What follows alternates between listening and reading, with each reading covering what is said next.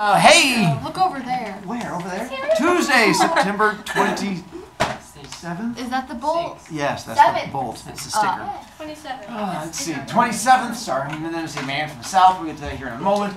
You have homework due tomorrow, which I'll remind you again about. So, again, trying to not have to torture a child. And then you do have the house point game tomorrow. So if you go to the 8th grade game, not the 7th grade, the 8th grade one, because the one that's here, not the one that's away. And I thought you had volleyball anyway. So I know, that's why I said all after.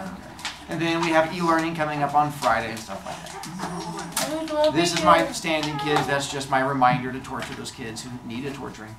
And this is the homework that is due tomorrow, where you had to do the 10 questions that connects to the NF Popular article we did. So this is the thing I'm telling you about. The main issue will be complete sentences, I think, for most of you. So when I come around to check it tomorrow while we're doing a thing, make sure you have your sentences complete, and then hopefully you should be good. And I don't have to be mean to you. Is it Tuesday? Is today? Yes. Today's Sunday. What is your tie? That's not. It's from a movie. What was your tie yesterday? From a movie. This Oh, I have a guess! Yeah, it's not movies, so that was what you were going to go for. So that's a good try. Rude. I'm not going to make it that easy. Did I see it yesterday? We will come back to this at the end, but I want to make sure we have time to finish story first. There we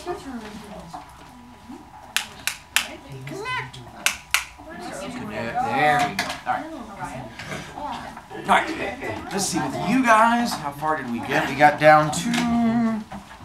All right, so they were just talking about the bet and finding out what the two sides of the bet were, but the boy has definitely not agreed to the bet, so that's what we're going to get to. So we got to suspense and the fact that it's rising action and the whole trying to stay into it. Like, we can build suspense. Like yesterday I did the dot thing. Today I can do the trying to figure out which kid thinks they're being sneaky by being on an iPad and thinking I don't see it and figuring out what kind of horrible thing is going to happen to them. And you're like, which kid could it be? And again, this is where we learn that I never look the same direction as where the issue is, because you guys are easy to distract, and then the problem disappears. And then I don't have to be mean to a kid. Oh, See? it's her! No, she was busy working on her thing. But you guys are fun. So again, it's solved. See? The suspense. You guys are like, it could be anyone. What's important is that I know who it was, and they know who it was, and the problem is solved. Also, do not ruin ending of story, because we're going to get to the end of the bet and what happens with the car and the finger and stuff like that. And if, I mean, you guys only have 2 more class periods at 6th and 7th, but if you run out of the classroom going, the monkey ate the finger, the monkey ate the finger, then it's going to ruin it for kids. They're going to be like, oh, I know, I just ruined it for you guys, the monkey eats the finger. And you're like, that's not true. What? It could be. There could definitely possibly be a monkey and a Monkey. having an issue. Alright. In story so far, what is point of view in story? First person. Because what pronoun does it use? I. There you go. Do we know the main character's name? No. Not yet. He's just the guy talking. Jimbo. And then Jimbo. That is his Jimbo. solid name. Craig. No, it's gotta be Craig. Jimbo Bob. I love Jimbo. Where is it taking place? Craig. Jamaica. Jamaica and a You showed hotel. us where it is. Well, I did, but kids don't always pay attention. When is it taking place? Like in the 1950s something. Actually, not bad. What time of day? 6 p.m. PM, which is Evening. like AM, but later I in the mean, day. daytime. The bed of azaleas is the He's the singer. Flower. It's Iggy Azalea, whose hair may look like mine too, but it must look like a giant flower up there. No. What are naval cadets? The one that's training. I'm not sure. I can see the naval cadets. Training to be the person. I was saying if anyone was saluting, they're not even saluting up there. So yes, they're saluting and they're in the training, and that's where the boy comes in. I'm not sure why you grab your ribs when you do this. You have to. It's a rule for me. For you. Thank you for adding that last part. That makes a lot more sense. You And then we get to the old guy wearing the white suit. Why is the guy on the right? Why are you oohing old people? Why the hell old people are gross? Because you're old. We don't like old people. That's cream. You don't? It's so sad to see an old person sitting alone. Sitting alone eating ice cream. It's so sad. So sad. It's so sad seeing an old person dealing with a class full of raucous little monkey children who are all young. Not that No, that's it, bro. I'm just gonna get He pokes holes in I'm this. just gonna get it. That's fine. It's all right. We all have the things we have to do. You're in struggle. And then we have the hat that he's wearing. And then the shoes that apparently you guys got really excited about poking holes into. Now we get to Jamaica that you were yelling at me from before, and we put the same thing on there. Oh, it's the one that he smoked and so it doesn't break because they're really like There you go. Don't want to break them, and then it has the crocodile skin on the outside. and like soft metal. The kid is not smoking a cigar. What does he get out? A lighter. The lighter for his cigarette, and that's where we get He's this. I tried to refill the juice on the inside of this. I'm hoping it Like juice it. lights a little bit better. Let's see. Can I try using it? Oh, Hey, no attention to that one. you don't have to Or that one. Or that one, or that one. It'll be fine. We'll get there. Go, Mr. Yeah. So, You don't have a pink. boy gets out lighter that apparently is supposed to light every time, unlike mine, which will get me to lose a finger. But his apparently works way better. Or a Cadillac. And then what is it? Oh, what is it the old man offers? The Cadillac. The Cadillac. What is it he wants the kid to offer? And what is it they're betting on happening? Lighter 10 times on. The lighter lighting 10 times. One. You're supposed to like, like that, and you light. I don't know. I Oh, don't smoke, that's so I don't know my tricks. Sorry. Boogers. Yeah, go out to Walmart, take $20, buy a lighter, and then you can. I don't know. I got that free to my house worth like 5. There you go. Well, then you take 5. Problem solved. And then we got to Cadillac, and then we're good to go. So we left off with they were talking, but I had not actually committed to anything yet. Oh, this is more bouncy. I could get that for $2. Backside on the left column, where it's down where it says thank you, and the guy's asking if he's having a good time. Robin, I want to sweat. I'm doing that right now. No, because this one is really like loud. Thank you, I said, and then he returned to his seat. You having a good time? Fine, he answered. It's pretty nice here. There was a silence then, and I could see that the little man had succeeded in disturbing the boy with this absurd proposal. He was sitting there very still, and it was obvious that a small tension was building up inside of him. Then he started shifting about in his seat, and then rubbing on his chest, and then stroking the back of his neck, and finally he placed both hands on his knees and began tapping his fingers against his kneecaps. Soon he was tapping with one of his feet as well. Now, okay, all right. Now, let me just check up on this bet of yours. Okay, you say we go up to your room, and if I make this lighter light 10 times running, I win a Cadillac. If it misses just once, then I have to answer the phone because my child is. Good God, hang on a second. I'm pausing at home. And we continue. My kid's going home sick. For those of you at home, you probably don't care. All right, back to you. No. We said we got to say hi and bye. I know they were really excited about getting to talk at my child. Let's see. If the lighter misses just once, then I forfeit the little finger of my left hand. Is that right? Certainly. That is the bet. But I think you are afraid. Hang on. Well, okay. What do we do if I lose? Do I have to, like, hold my finger out while you chop it off? Oh, no, that would be no good. And you might be tempted to refuse to hold it out. No, what I should do, I should tie one of your hands to the table before we started, and then I should stand there with a knife, ready to go chop the moment your lighter missed. Okay. What year is the Cadillac? Excuse? I not understand. What year, how old is the Cadillac? Oh, how old? Yeah, it is last year. Quite new car. But I see you are not a betting man. Americans never are. Quick pause there. So the kid's thinking about not doing it, so I don't know if you catch what the old man is doing to try and manipulate the kid. He's guilt tripping. Yeah, because what do we know about this boy? What is his job? A naval cadet. Big, tough, strong naval cadet. And who's the other person who's sitting there? Old man. Old man. We have referee. We have the kid. And who's the other person? The girl? The girl. He wants to impress her. There you go. And so basically the old man is saying this to him in front of this girl. Oh, it's okay. You're a little wussy man. I understand, little wussy man. Little wussy man doesn't want to do it. You go be big, strong. And so he's saying it right in front of the girl to try and taunt the boy into doing it. Robin. Yeah, I know, because I had a kid last period take a whole handful of them. So you'll just have to wait now. More choices come back to haunt people. The boy paused for just a moment, and he glanced first at the English girl, then at me. Yeah, he said sharply. I'll bet you. Good. The little man clapped his hands together quietly just once. Fine. We do it now. And you, sir? He turned to me. You would perhaps be good enough to, to referee. He had pale, almost colorless eyes with tiny, bright black pupils. Well, okay, I think this is a crazy bet. I don't think I like it very much. Nor do I, said the English girl. It was the first time she'd spoken. I think it's a stupid, ridiculous bet. Wait, are you serious about cutting off this boy's finger if he loses? Certainly I am. Also about giving him Cadillac if he wins. Come now, we'll go to my room. He stood up. Would you like to put on some clothes first? Nah, the boy answered. I'll come up like this. Because what's the boy wearing? Swim trunks? Just wearing swim trunks. And if you're going to get your finger cut off, you probably don't want blood on nice clothes, so swim trunks is the better way to go. Then the kid turned to me. I'd consider it a favor if you'd come along and referee.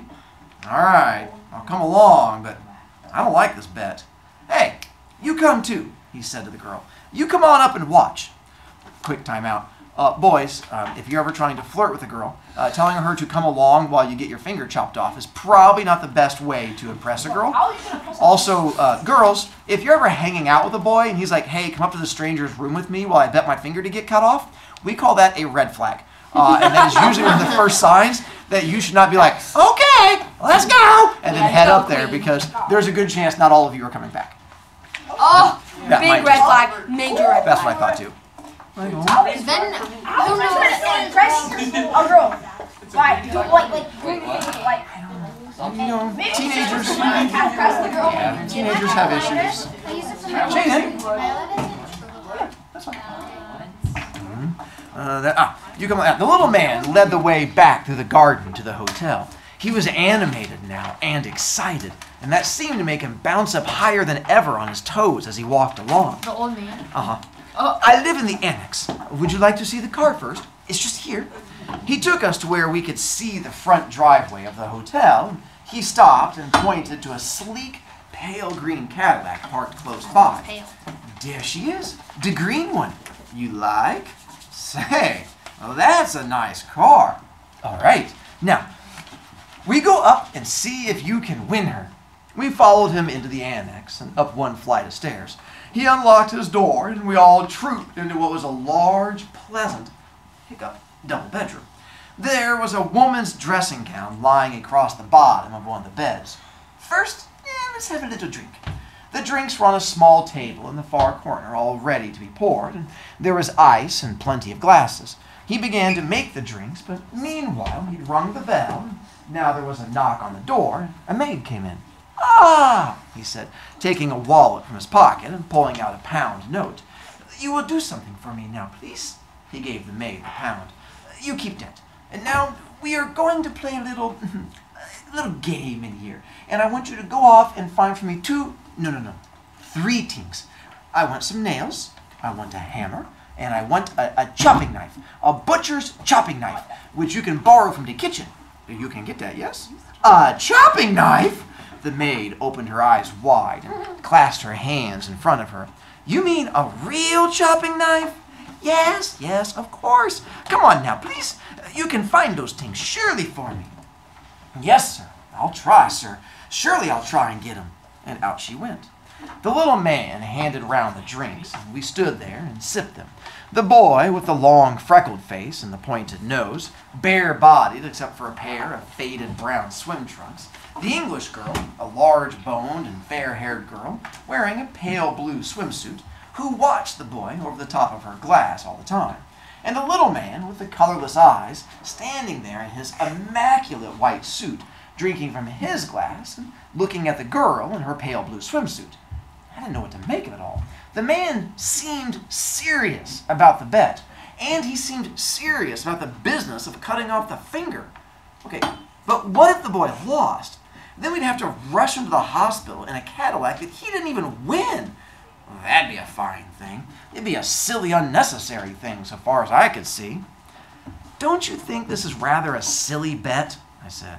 "No, I think it's a fine bet," the boy answered. He'd already downed one large drink. "Well, I think it's a stupid, ridiculous bet." "What happens if you lose?" "Ah, it won't matter. Come to think of it, I can't remember ever in my life having had any use for the little finger on my left hand. Here he is." The boy took hold of the finger. "Here he is, and he has never done a thing for me yet. Why shouldn't I bet him? No, I think it's a fine bet."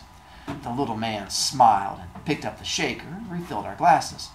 "Before we begin, I will present to the referee the key de car." He produced a car key from his pocket and gave it to me.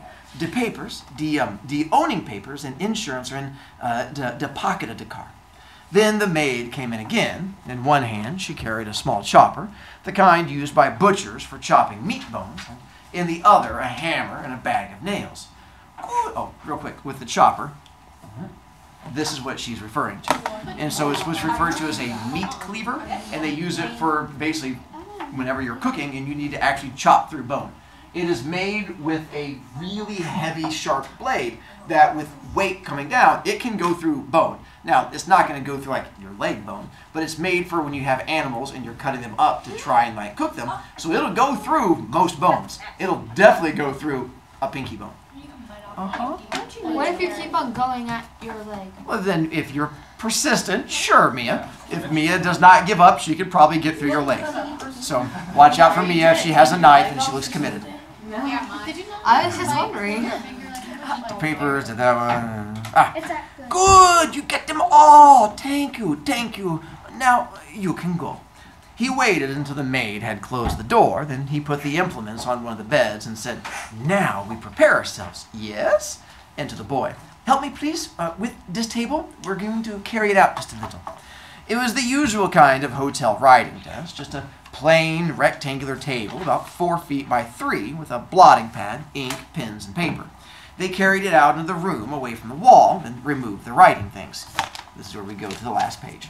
So they're setting up, there's a little table they're setting up, and this is where the whole bet's going to go down. Are you just going to read it to us? I don't, if I gave you guys the end part, you guys would just jump right to the end and be like, "Oh my goodness, the finger got eaten," or whatever it's going to be. And now, a chair. He picked up a chair and placed it beside the table. He was very brisk and very animated, like a person organizing games at a children's party. "And now the nails. I must put in the nails." He fetched the nails and began to hammer them into the top of the table. We stood there, the boy, the girl, and I, holding drinks in our hands, watching this little man at work. We watched him hammer 2 nails into the table, about 6 inches apart. He didn't hammer them all the way in. He allowed a small part of each one to stick up, and then he tested them for firmness with his fingers. There's our 2 nails. Anyone would think this guy had done this before, I told myself. He never hesitates. Table, nails, hammer, kitchen chopper. He knows exactly what he needs and how to arrange it. By the way, with foreshadowing, what does that last paragraph tell you about this guy?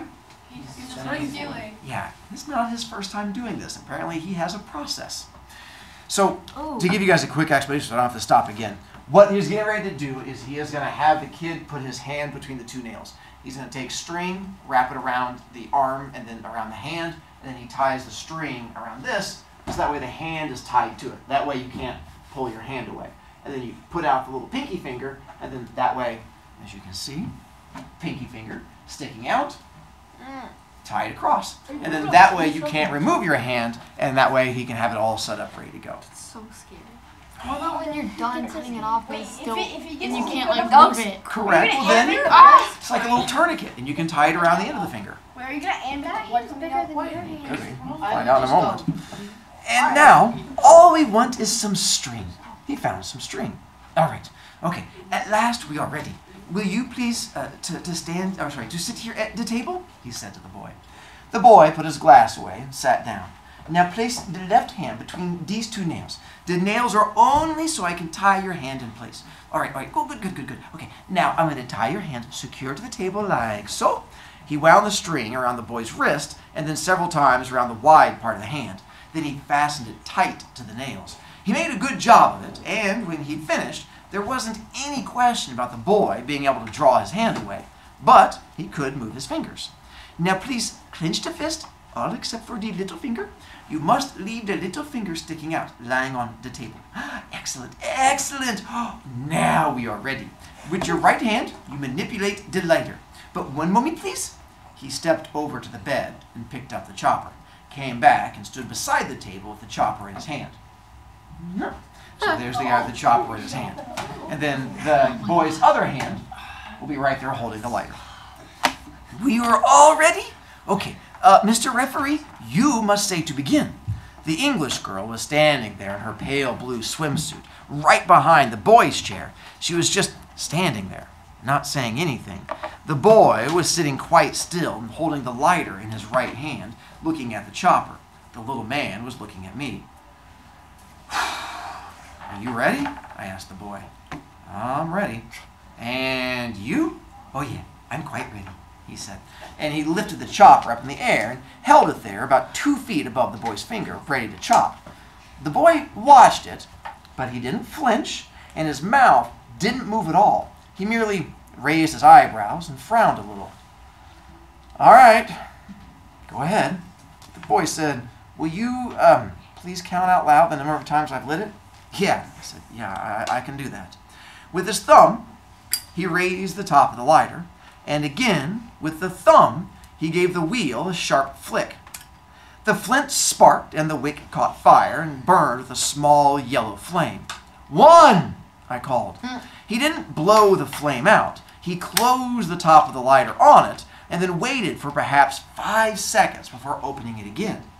He flicked the wheel very strongly, and once more there was a small flame burning on the wick. 2! No one else said anything. The boy kept his eyes on the lighter. The little man held the chopper up in the air, and he too was watching the lighter. 3! Try to get 10. 4! I'm doing what's exactly on the story. 5! 6!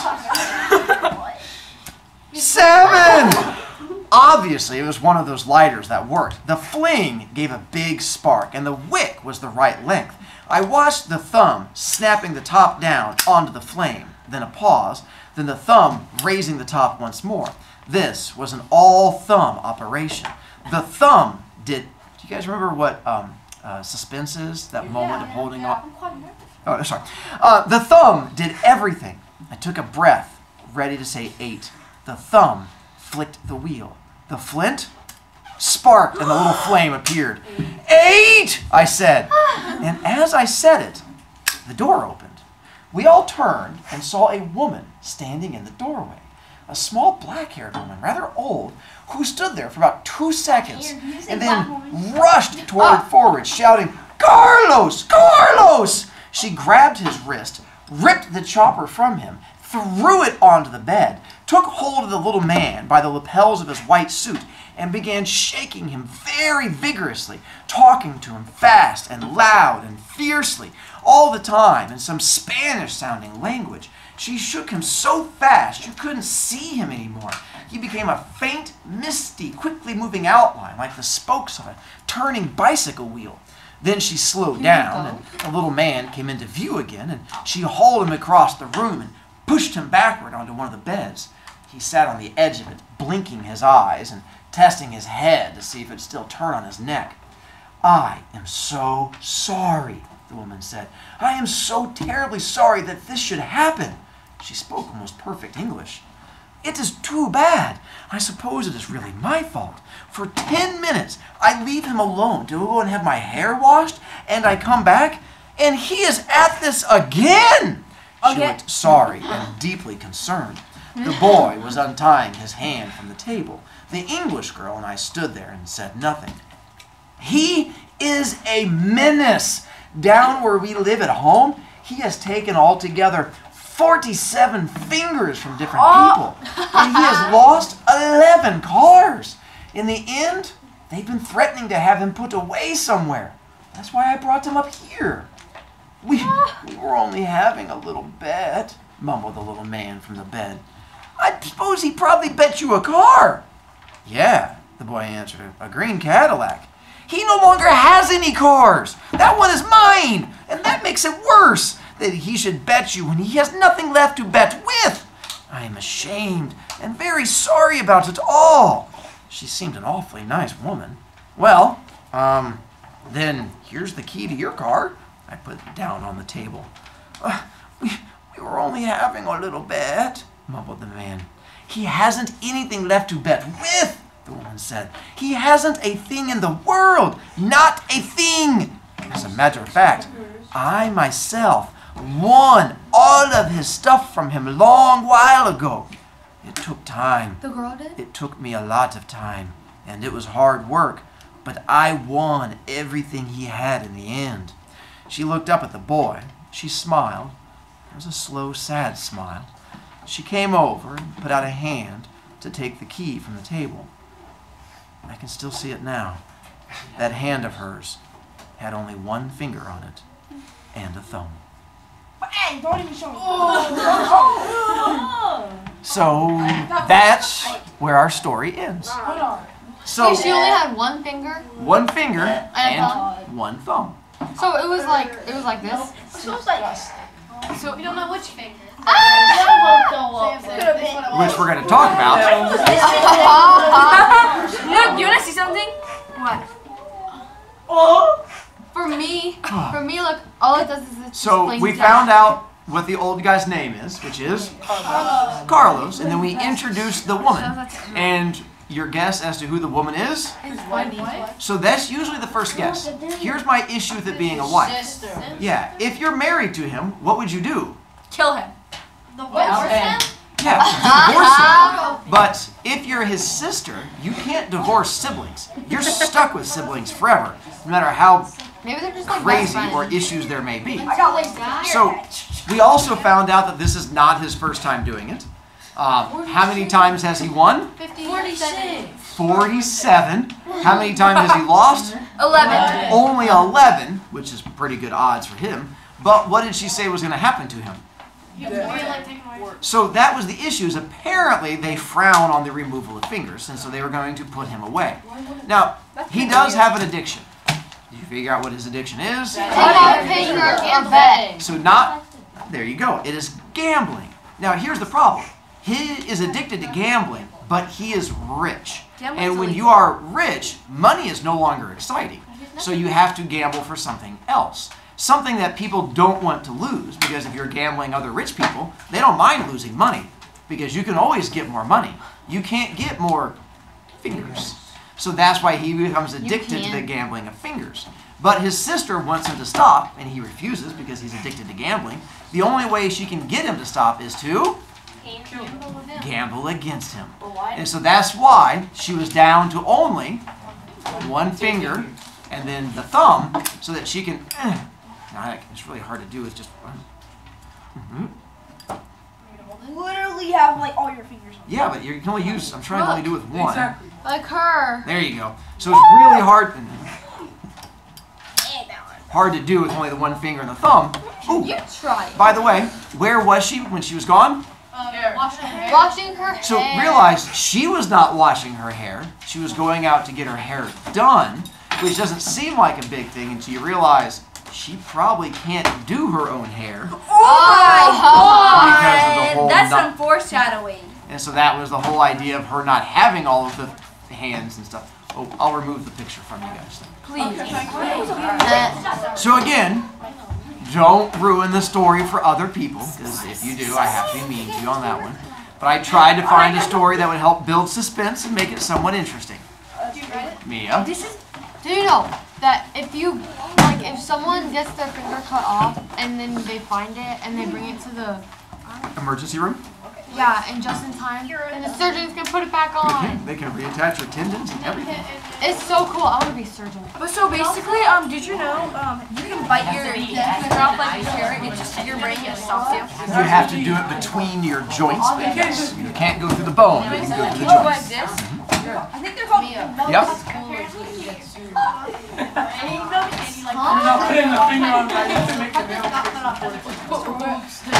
Sounds I interesting. say hi. What if I got my leg amputated right I put now? my hand in. No! Gotta have points! Do I have points? So many times. Please try